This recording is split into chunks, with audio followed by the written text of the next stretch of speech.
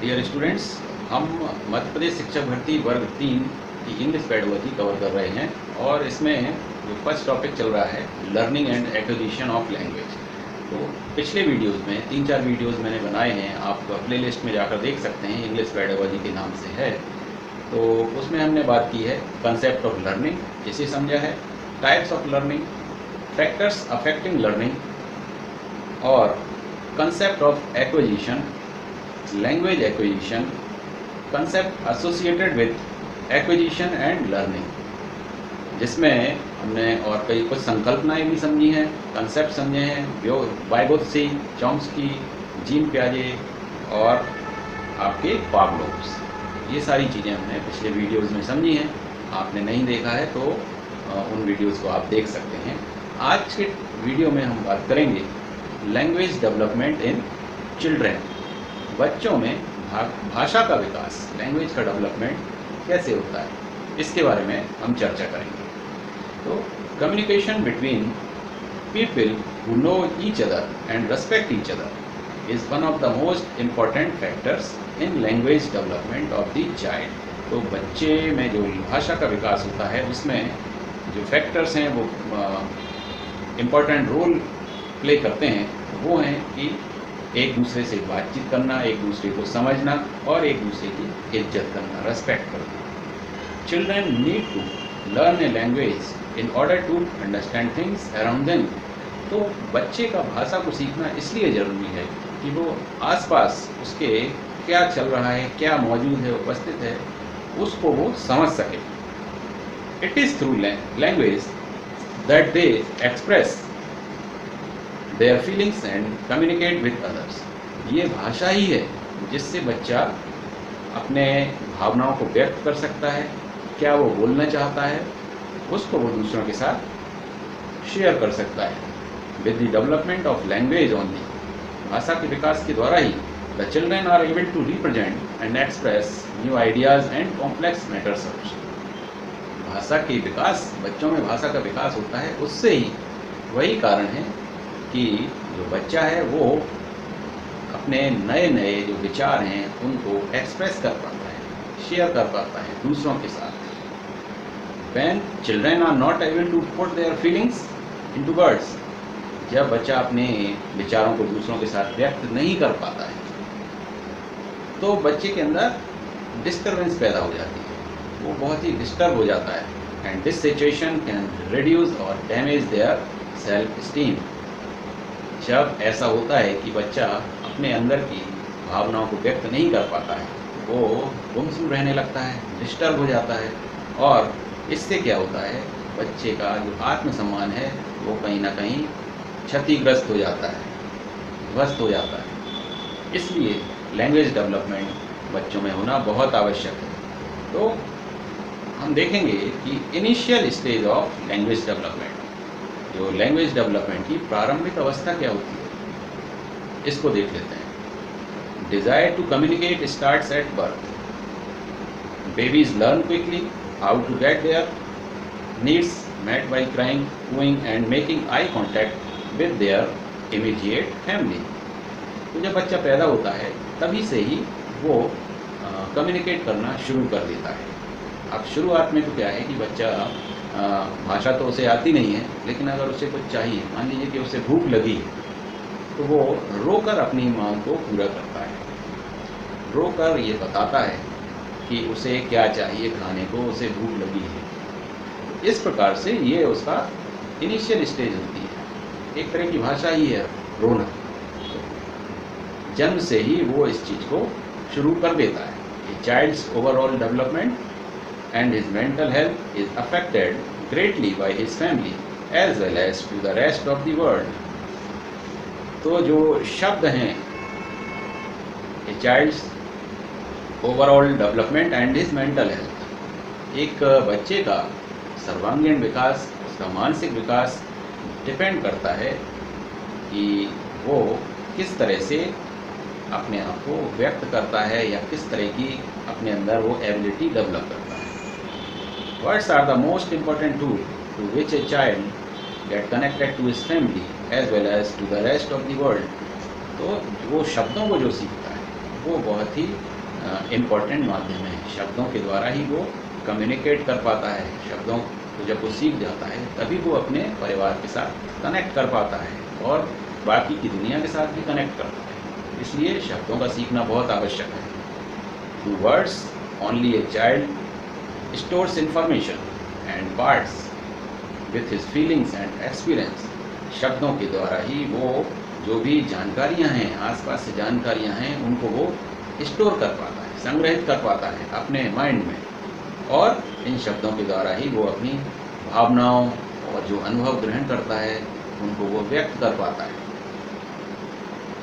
Children as young as 3 years of age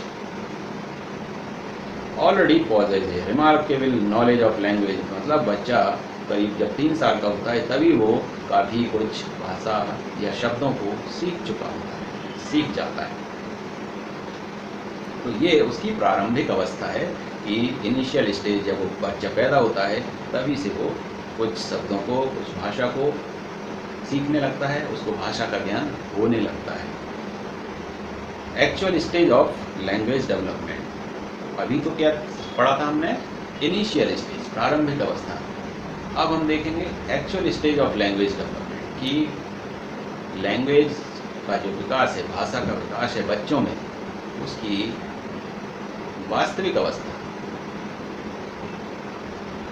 तो initial years of childhood can be called preparation time of learning a language. जो बचपन का जो प्रारंभिक अवस्था है, शुरुआती दौर है, वो उसको बोलते हैं कि भाषा को सीखने का प्रारंभिक समय, या उस दौरान उसको बोलते हैं कि भाषा को सीखने के लिए तैयारी का समय बोलते हैं उसको, बचपन की शुरुआती stage. The language development starts with the oral expression which a child uses to express himself.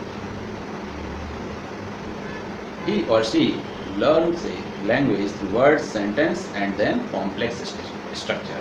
तो बचपन में जब वो शुरुआत करता है, अभी पहले हमने पढ़ा था छोटा बच्चा पैदा हो गया, लेकिन बचपन मतलब 3-4 साल की अवस्था में वो ओरल एक्सप्रेशन करना शुरू कर देता है, बोलना शुरू कर देता है अपने आप को व्यक्त करने के लिए।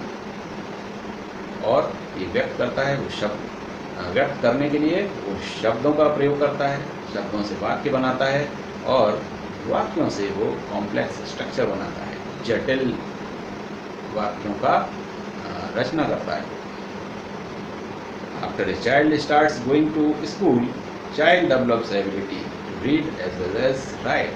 जब बच्चा स्कूल जाना शुरू करता है तो बच्चा अपने अंदर एक क्षमता विकसित करता है पढ़ने की और लिखने की। ये दोनों चीज़ें बच्चा सीखता है स्कूल में। Slowly the child becomes proficient in all types of learning skills from listening and speaking to reading and writing। और स्कूल जाने के बाद जब वो चीज़ें लिखना पढ़ना सीखता है, धीरे धीरे धीरे वो उसमें एक्सपर्ट होने लगता है, प्रोफिशिएंट होने लगता है, लिखने में, सुनने में, सुनकर सीखने में और लिखने और पढ़ने में। इन सब चीज़ों में बच्चा धीरे धीरे प्रोफिशिएंट होने लगता है। Language development thus helps him not only in using language as an expression tool, but through proficiency in language the child becomes knowledgeable and changes into an all developed personality। जब वो भाषा को सीखने लगता है या सीख जाता है तो उससे क्या होता है, सिर्फ ये नहीं है कि वो भाषा सीख गया, भाषा को सीखने की वजह से वो अपने अंदर ज्ञान इकट्ठा करता है, नॉलेज बढ़ती है उसकी, और नॉलेज बढ़ने से बच्चे की एक पर्सनैलिटी निखर के आती है, व्यक्तित्व का निर्माण होता है उसके अंदर। तो ये कौन सी स्टेज है? जब वो बच्चा घर से स्कूल में एडमिशन लेता है। इसको हम बोल सकते हैं कि नर्सरी या primary stage. Development of vocabulary. तो वोकैबुलरी का डेवलपमेंट इसको हम पढ़ लेते हैं कि वोकैबुलरी मतलब शब्दों का भंडार। शब्दों का भंडार जितना ज़्यादा होगा उतना कोई भी व्यक्ति अपने आप को व्यक्त करने में उसे आसानी रहेगी और बेहतर तरीके से कोई भी व्यक्ति अपने आप को व्यक्त कर सकता है अगर उसके पास अच्छी वोकैबुलरी है। In the initial years of growing up child's vocabulary also grows manifold. जब बच्चा ग्रो कर रहा होता है तो उसके जो वोकैबुलरी है वो भी कई गुना बढ़ती जाती है। चिल्ड्रन टिपिकली अंडरस्टैंड और recognise more words than they usually speak.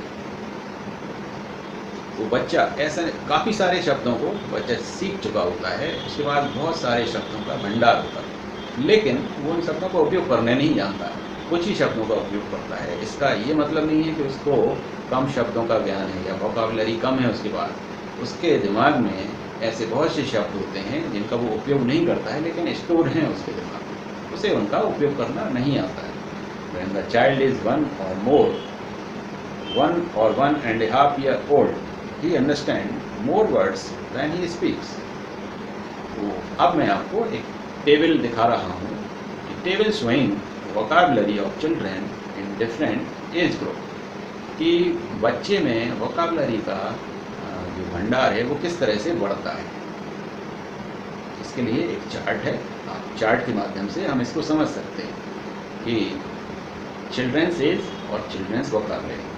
अगर हम देखें फ्रॉम बर्थ टू 8 मंथ, जन्म से 8 महीने के दौरान बच्चे की जो वोकैबुलरी है वो 0 होती है, उसे कोई भी शब्द नहीं आते हैं। फ्रॉम 9 मंथ टू 1 ईयर, 9 महीने से 1 साल तक की उम्र के दौरान वो 3 से 4 वर्ड्स सीख जाता है, उसको आते हैं 3 से 4 वर्ड्स। अप टू 1.5 ईयर्स, 1 से 1.5 साल की उम्र के दौरान वो 10 से 12 शब्द सीख जाता है। Up to 2 years 272 words, up to 2 years to 6 month, मतलब लगभग 2.5 साल की एज तक वो 450 वर्ड्स उसके माइंड में होते हैं, वो सीख चुका होता है।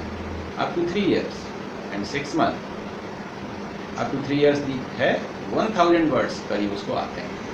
Up to 3 years and 6 month 1250 words, लगभग 1250 शब्द उसे आते हैं। और ऐसे करते करते जब 16 ईयर्स एंड अहेड, 16 साल और इससे ऊपर की जब उम्र हो जाती है तो मोर देन 1 लाख वर्ड्स अगर वो ढंग से पढ़ता है, सीखता है, तो 16 साल से ऊपर की उम्र में 1 लाख से ज़्यादा शब्द उसके मस्तिष्क में होते हैं। तो इतने वर्ड्स की वोकैबुलरी होती है उसके पास। ये चार्ट है, आप इसको ध्यान से देख सकते हैं। वोकैबुलरी लर्निंग, इसको देखेंगे। Vocabulary learning of a child in different age group is given below.